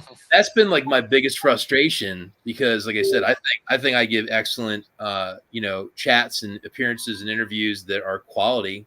And I think a lot of the hosts that I've been on are well managed quality, but then it's like, yeah, but we're not getting the views. Therefore, it's like I'm putting this message out to very few people, and that's my biggest frustration right now. Yeah. Okay. All right. Questions? Yeah. See, I don't have any questions. I just got answers. Well, you hold your tongue, sir. Don't leave your head sway for your answers this time. I just have suggestions as to what can be done. Okay. Well, you hold your tongue. You can go first when it comes to the A section. We still have to get through the Q. Yes. Go. He's probably just gonna say what I was gonna say, anyways. I'll let him go first this time. Yeah. Jason, how are you finding these places? Are you working with somebody who connects you? So funny you asked that. So I've done a pile of these things for years. So what I did was I actually kept a spreadsheet of like every single one. And so I wrote my own press release for this new project for Lords of the Cosmos 5. And I got it out in like June. Like, I'm going to launch it, in September. I'd love to come back on your shows. And I had 144 people that I knew that did reviews and podcasts. I got one of them that wrote back. Wow. So then I was like, all right, this is very strange to me. So I'm going to go out and start asking these people, where are you at? And I was shocked by the amount of people that had just ceased operations. Either I would send them a message and they're like, it would either like their email was no good, or they would say, hey, one gentleman was like, I'm doing stand-up comedy now, or I'm not doing my podcast, I'm writing a novel, and I was like, wow. So a lot of the people that I even knew just from, being on their shows or whatever, there was a podcast that I loved doing called The Atomic Moo. They had like a cow with radioactive stuff on it. And I went to their website, and it was like a Chinese porn website. And I was like, what? It's just gone. It's just wiped out. Wow. And I realized on that list that I had built, right? Put the time in. I think about 90% of those people are just gone. Wow. Like just gone, right? And I literally, by this July, I was like, you got to be kidding me. I put all this work to like, collect all this information. And I'm like, I might as well throw it in the trash because most of them are gone. And then I was like, well, I and JD was one of the people on the list. And I went back and reached out to him individually. And I realized very few of the people that I knew existed. So then what I started doing was literally going out like a detective, like knocking on doors, like, doing like, who are people on Twitter and Instagram doing this stuff, and then like finding ones that I could even talk to. And then, I started to find new ones. And then I'm like, hey, I appreciate, this conversation. Before we have our appearance, are there other people I should, the sales 101, we got a referral. Yeah. And I started to build a new list of people that were like filling that void, way less than there were. So one of the observations I had is how many of these people that I was interacting with were a COVID bubble. People at home, maybe they're getting government money, and they were, hey, we're talking on YouTube. And then come 2022, 2023, it's like, yeah, I got to go to work every day, whatever, and they're gone.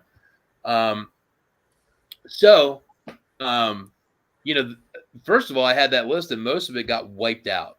And then, I went back in the prior couple of months to like, well, I'll rebuild this. I do not have an agent.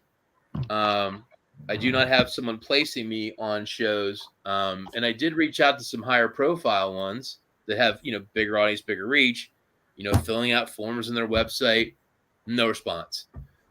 So then you kind of hit a point where it's like, well, I'm kind of in the vicious circle where it's like the people that I can interact with and will interact with me aren't really giving me the reach to really blow me up. And then it's like, well, I would like to mix it up, but I seemingly have no access to do that. And it's probably the same problem that a lot of us have, where it's like, how can I believe in my message. How do I get it out to more people? And then it's like, well, okay, well, who will interact with me to share? And it's probably people that are, less widely known, because, I'm less widely known. So it's kind of like, oh, how do I get a break to, like, jump out of it? And like I said, I don't have an agent, but I thought I did a pretty damn good job of keeping track of these people, and they got wiped out. I mean, just gone. Mm-hmm. So does anybody else have any questions? Okay, JD, do you want to go ahead with your? Okay. JD wants to go first. He does. He really we does. all want JD to go first. He's frothing at the mouth. So here's the thing. It's funny because I have this conversation with JD Rosario, my co-host on the Sunday show, right? And he's always telling me, he's like, we need to get in more people. We need to get in more people. We have to get a wider audience. And I'm just like, so his stratagem and what a lot of people do is, something that, I mean, I don't know. Do you have a podcast at the moment, Jason? Here's, funny enough, I actually had a backer ask me if I was going to start doing this, and I have a lot of thoughts on that. So one thing is, it seems to be the truth that a lot of creators are doing a podcast to have a way to broadcast a message. And I've seen that have various degrees of success, and I don't disagree with it. And I think there is some merit to it. But then there comes the question of how much time and energy do you have to put into doing that? Because I think, number one, you got to have skill and talent. I never like to think, well, I just don't have the time. It's like, well, you actually have to be good at managing, hosting, organizing, promoting, and then have the time to do all those things. I think I could do it.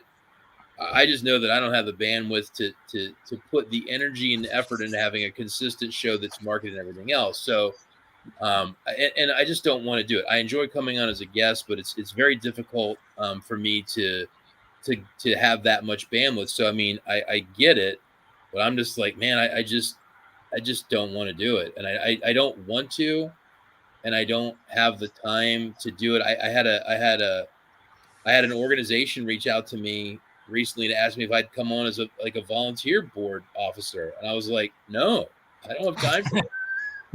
And they're like, well, you do a really good job. And I'm like, well, I know I would, but I just don't have the time or energy to do this. I'm like, I'm struggling to get done the stuff I have to get done now. So, I mean, no, I just don't want to do it. And I just don't have the time. And, and I guess I'd be the person saying, man, if I have to do that to have a more successful book, maybe I'll have a less successful book because I just don't have the bandwidth to do it. I think I could do it, but it's a lot of work. I think it's a lot of work, and I don't want to. It's a lot of work and skill and talent. Like, because again, I have plenty of free time, but if you're kind of a jerk or not good at it, it's like, well, you can have all the time in the world, but your broadcast isn't good. I mean, so. See, to answer that is like, you have to have sometimes like a co-host, like my co-host on Sundays, Jay. He's a jerk, and I just beat up on him, and that works out for us. But no. But seriously, but one of the things, like I said, we go through this conversation all the time, right? Me and him. And my shows, like this show, is about helping the community, right? We do get some fans in, and but his thing is, how do we get to the bigger community, right? How do we get bigger engagement? How do you do that? You talk about Marvel, you talk about DC, you talk about the stuff that the bigger things. And the one thing I found fascinating, Jason, I didn't really know this about you until a couple of Sundays ago. You love anime, right? And that, I mean, like I said, what you might want to do is maybe see if there are any anime podcasts. You understand, where you could talk to them about a particular subject, where maybe old school anime. I don't know, where you're at. Like, I'm an old school guy. I like the older anime. I watch some of the new stuff, but not as much.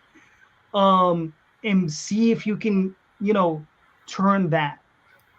You know what I mean? Get into that crowd, because it's a different sphere, right? The other thing is you might not get a lot of them, but you get a few of them. Right. The other thing is your whole thing on marketing.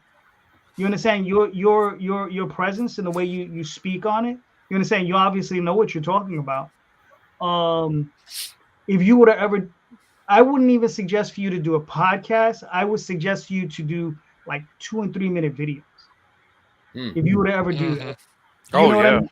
On that subject. You break down individual videos on sales. Right. Those I think would be the things that I think would be most effective for you. You could do anime. You could show off your Canada bike because that was awesome, and you can you can talk about marketing because I'm telling you, man, because I've heard plenty of people talk about marketing, and a lot of it is just bunk. They tell you, oh, go do this, go do this, go do this, and then you see them and they're selling a titty book, right? And they're marketing, they're marketing hate. Nipples on the cover. That's the marketing, right? And they're coveting like controversy. Understand? And it's not that's their marketing, right? Which is the worst type of marketing in my opinion. I have a lot. I'll ask another question about that because I have some pretty deep questions about that entire scene. The titty book world, like that has perplexed and vexed me, and I have like conspiracy level theories about that. Hey, listen, I got a couple of those books, but go ahead. Well, here's my theory on that, right? So one of the things, here's another marketing metric. I do appreciate your idea that may have some viability. I'll have to digest with the smaller marketing and anime stuff. That's good. I appreciate it. So here's my big question on the titty books. If you look at what I'll call regular comic books that aren't softcore or hardcore pornography, the average amount per backer is about $30. Right. You'll catch these like, softcore porn, which most of them, to be frank, are bad porn. They look like crap, right? And they'll average like $130 a backer, right? And I actually backed one to try to engage the creator because I'm like, okay, who are these backers, right? And then I started going down this rabbit hole as I started asking this gentleman some questions. He was incredibly vague, right? Because I started pushing him, like business pushing him, like, how do you find these people? Where are they coming from? And there are some very high profile books that are these kind of like softcore porn. And you know what I'm talking about. I'm not going to name these, but they are making a tremendous amount of money. And to me, they look bad. They look like bad books, and they're amazing. And they don't even have that many backers, but the money is big time. And my working theory is that there's almost like a large interconnected group of artists and fans that it's almost like if you made a titty book, they wouldn't back it because you're not in like some kind of like secret handshake society.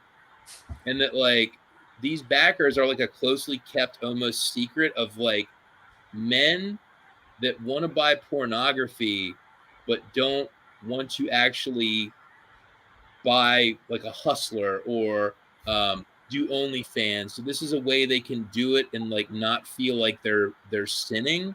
And then is there?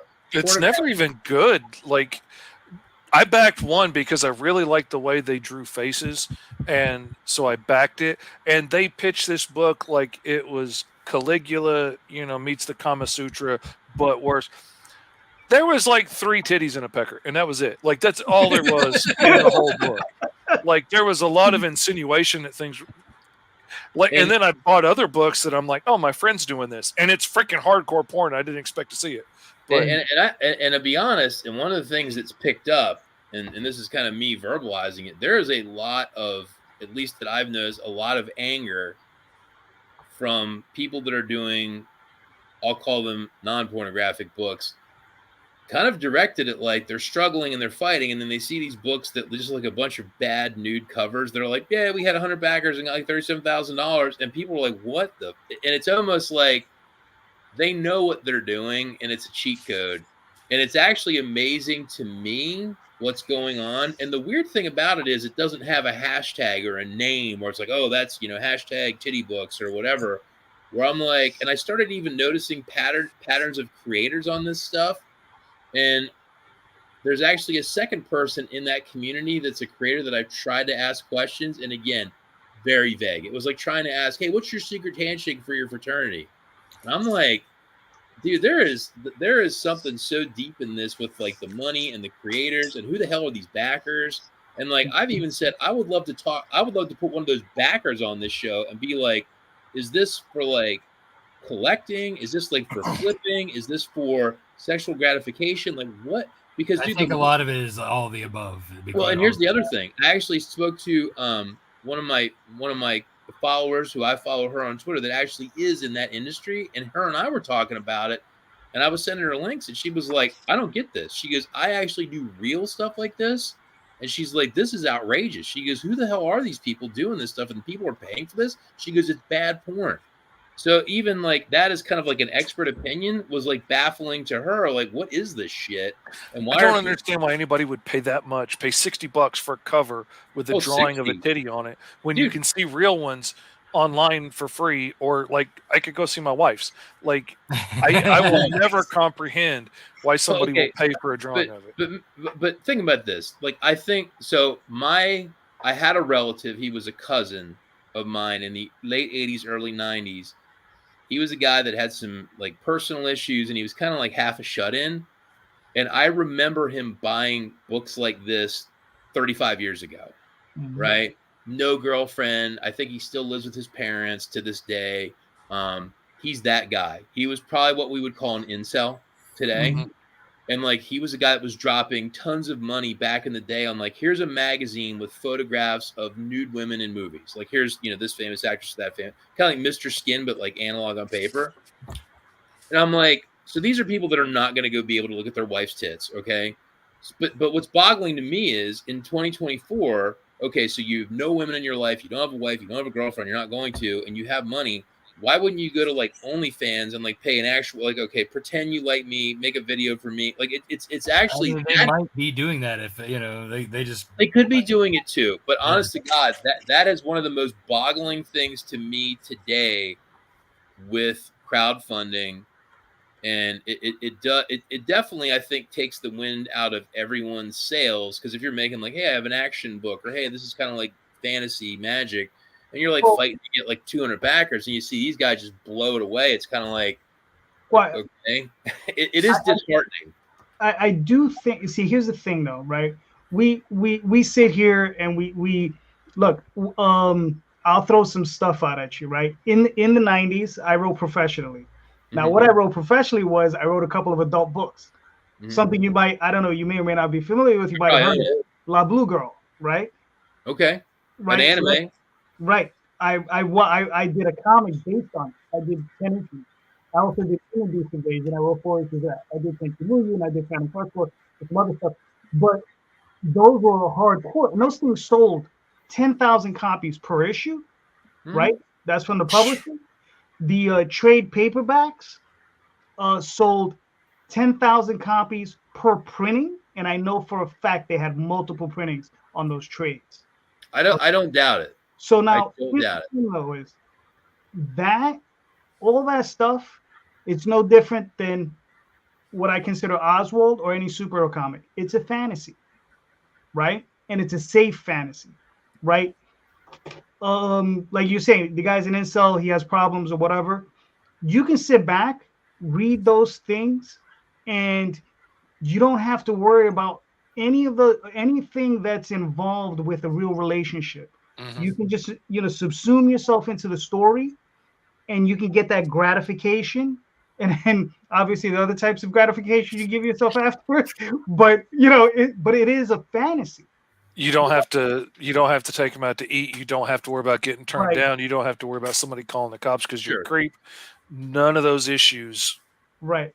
Plus, the big thing about it too is that they can do this anonymously. They don't have to go into a comic shop and go in the back room. They don't have to go. You know what I mean? Like, well, I don't know. And here's the thing. I mean, I don't know what the level of that material is at actual stores. How many stores are there? How many stores today versus 30 years ago? So I do wonder too, is the demand the same, but is it shifted from a brick and mortar store to, I think so. Yeah. I mean, most comic stores don't carry that stuff anymore. And it's one of those things that I think, and like I said, I've noticed, and I'm just curious if you guys have noticed this. I'll see a conversation online about a project, could be any of your projects, something else. You'll just see it, and someone will say, "Hey, I'm trying to do more," and you'll read the comments.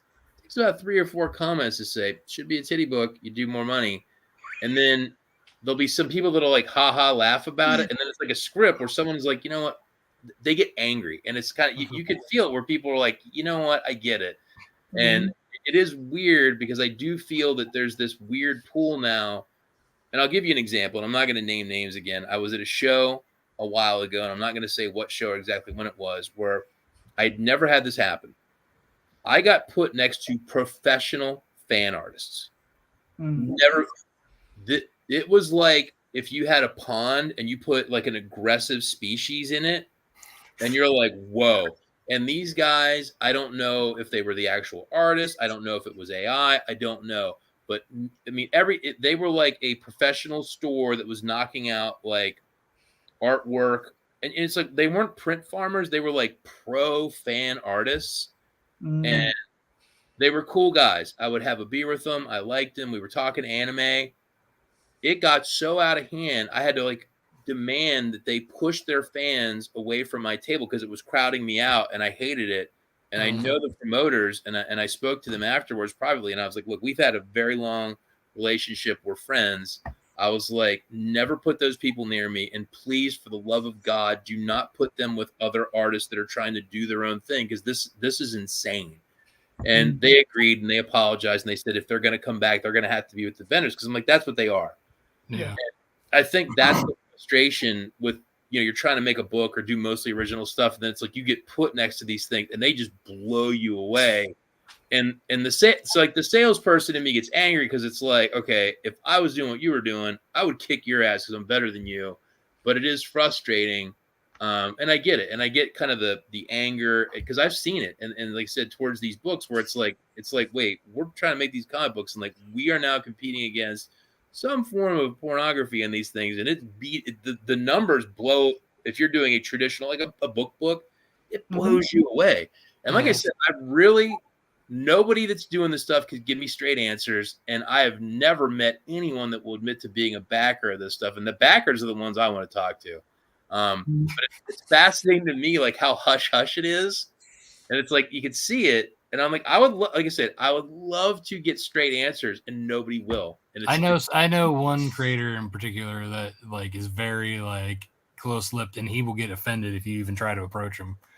Yeah, and see, that's why I wonder: is this a network of fans that, like, if it's like, okay, like let's say the 5 of us were in that scene, but there's a lot of indie creators that get real sketchy if you start to ask them questions because they're afraid you're going to steal their chunk of the pie. And whereas I'm like, I'll tell you everything I know, man. I don't. Well, I think this is almost like data secrecy. Like, I'm telling you, I was in a real similar situation at Small Press Expo because there was these 20-something skinny, pretty little girls next to me that were selling, gay furry bondage porn on handmade, zines that were folded and stapled by hand, and it was like a feeding frenzy right next to me, to the point that like I couldn't get room for people to come in to my table. And then if anybody did circle off of their table and then they saw my traditional looking full color comic books, they'd give me this glaring look and walk in a circle around me. Like, I don't know if it's the gray beard and they thought I was their grandpa and I was going to disapprove of what they just bought. Yeah, they're like, I just bought porn. Oh no, grandpa's here. I don't know what it was, but it was a real issue. And I don't slight these girls at all. Man, if I was a pretty 20-something-year-old girl, I would probably be doing titty books too, because I would get rich. Well, no. But there's a specific genre. It's in manga. It's yoi. And I remember Daphne and I, when we were doing print brokering, there was at least once a year we would get inundated with a bunch of books that were just all yoi. And because there was a yoi con, and all these girls would reach out to us, and it was all porn for girls, made by girls. And we would end up printing like 30, 40 different books, and it would be like just all this stuff, and we would have like all this porn around the house. It was just, but we were selling it. That's like I said, we were brokers. We were print brokers at the time. So, but so we're getting close to the 2-hour mark. I guess we kind of lost track of what Jason's actual issue was. So I don't know if we want to try and redirect back to that. Getting more work out of the podcasts efficiently. Yes. So does anybody else have anything to add to that? I do. Run down a poor tangent. I've used services like Podmatch before, which you pay like $20 or something a month, and it matches you up with a whole bunch of other people that have podcasts or looking to be guests or looking for guests, whatnot. And I got all kinds of hits. Like I could get hits left and right, especially having a little bit of a hook, being as I have Tourette syndrome and stuff. There was lots of things about neurodiversity and things like that where people would want to bring me on and hear the story about how I spent 15 years in a wheelchair and I couldn't walk, talk, or see, and how I got from there to putting out like 99 books in the last 6 years. And it makes for a fun story, and people are interested to hear. I got on lots of podcasts that way, but most of those didn't transfer over into very many hits. But it did expose me to something that I didn't realize, that a lot of the bigger ones, like a lot of the ones where like they've got huge listening audiences, like you were saying, you got to fill out a form. A lot of them wanted like non-refundable deposits just to get on the list, like a $50, $60 deposit to get on the list. That's a grift right there. I like it. And $100 to get on the show. Oh my God. But, when they've got 30 million listeners, it just so happens when my turn came up, I didn't have the extra money in pocket, and I was like, no, go on something else.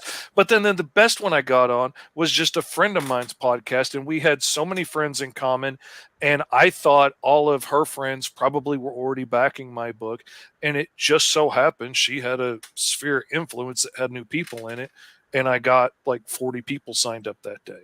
It's just crazy.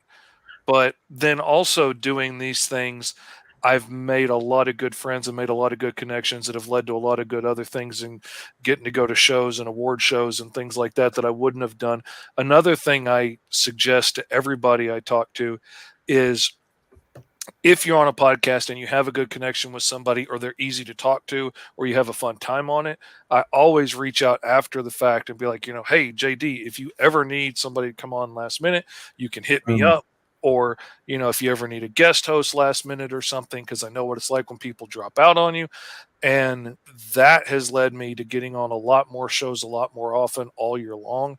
And that's led me to having slots where a lot of my friends now that were just people that interviewed me at one point, now we're friends. They're like, oh, hell yeah, come on anytime, man. You got a book to push? Yeah, come on.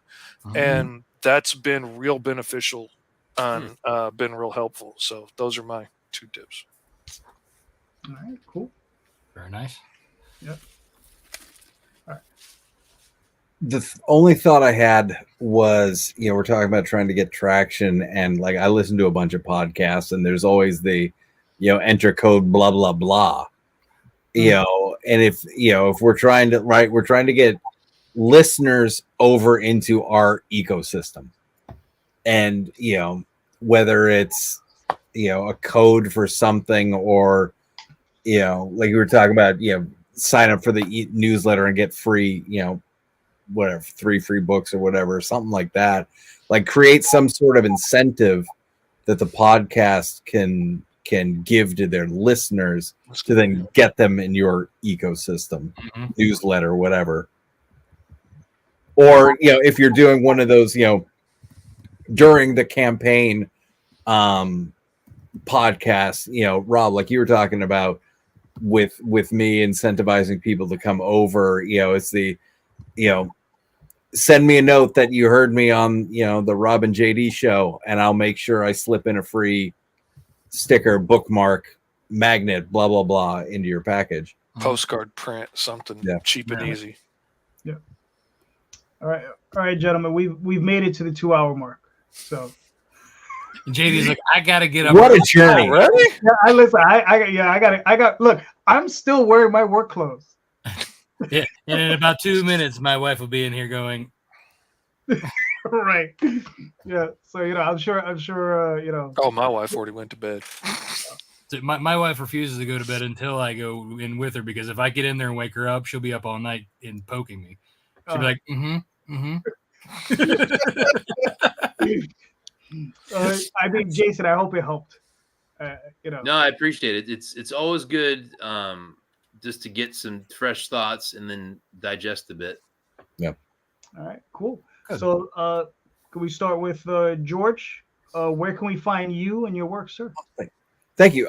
So right now, big thing, Vampires on Mars. Search that on Kickstarter or bit.ly-VOM1-2. That's going on right now. Kickstarter ends Friday midnight. Outside of that, homelesscomics.com is where you can see everything that I'm working on. And if you're into heavy metal music, swarmofeyes.com. Nice. Okay, but you lie. You're in a house. The books are looking for a good home. I saw that on the banner. I thought that was you see, yeah, they're all right behind me. Just like everything's behind Rob. Everything's right behind me. These need good shelves and bookcases to go to. Nice. I have no shame when it comes to my office. That's why I do the lights. It covers up a lot of mess. So Jason, where can we find you and your work, sir?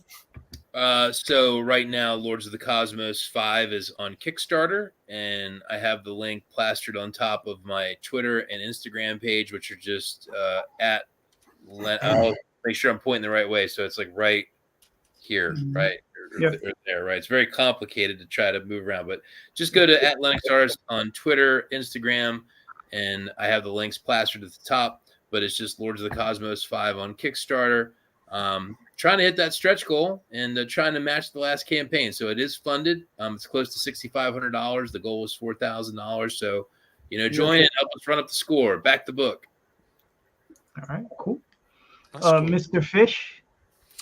Mine is gomrfish.com right there. You can go check it out for Fish Tales Volume 2, which is the second issue of my anthology series. It has a little bit of my story Alice Lost in Wonderland in it. It has a brand new story from the world of Green Zone that was illustrated and co-written by my son Barely, which follows a group of fill-in superheroes that fill in when the big guys are out of town and like their supervillain attacks. You call in the B team, and they're good at like impersonating the big guys and filling in for them.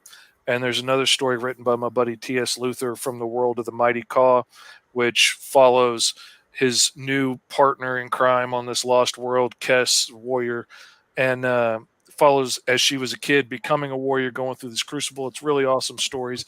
Give you more cool background about the worlds from my books. Go MrFish.com. Take you right there. There you go. Mr. Rob. All right. Well, you can find me at Lone Wolf Comics on Facebook, Twitter, Instagram. You can find me personally at Rob Multari, same places. You can go to my pre-launch page that is up for Nightwolf issue 9. We launch mid-October. I believe on the 16th is what we're going for, and it's nightwolf.lonewolfcomics.com, or you can just go to lonewolfcomics.com and check out what we have there and hit up the shop. All right, cool. And I'm JD Calderon. You can find me at theoswaldchronicles.com, dreamweaverpress.com, talltalesonline.com, and most importantly on Kickstarter.com. So currently with the Oswald Chronicles. So there you go. And this Sunday night on this same channel, 8 p.m. Myself and Marvin Wynn, we will have a special show where we will be talking to a retailer about indie comics and how can creators get their books into retailer shops, and how best to reach out and do that sort of thing. So please, everyone, go check out the show notes, click on those links. All those links are all these creators here have links. They all go to their campaigns. So please click on them, back these creators. They're all awesome. They're all doing great books. And just remember, everybody, read more indie comics, especially ours. Have a good night.